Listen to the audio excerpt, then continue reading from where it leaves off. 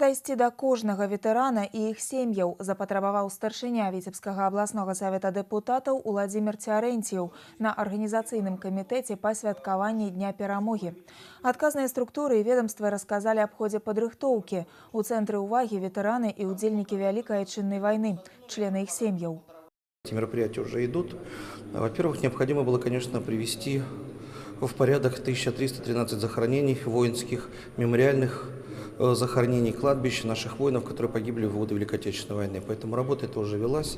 Кроме этого, на территории сегодняшней нашей Витебской области, к сожалению, в живых осталось только 1184 ветерана.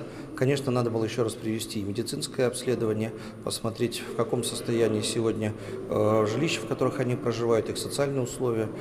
Святкаванне Дня перамогі ахопіць усю вобласць. Па традыцыі галоўныя мерапрыемствы пройдуць у абласным цэнтры. Прыём ветэранаў кіраўніцтвам рэгіёну, урачыстасці ў канцэртнай зале Віцебск будуць ладзіцца 8 мая. У дзень перамогі пройдзе шэсце па цэнтральнай вуліцы Віцебска. На плошчы перамогі ўскладуць кветкі да манумента воінам-вызваліцелям. Пройдзе мітынг-рэквіем. Запланавана шырокая культурна-забаўляльная праграма на працягу дня.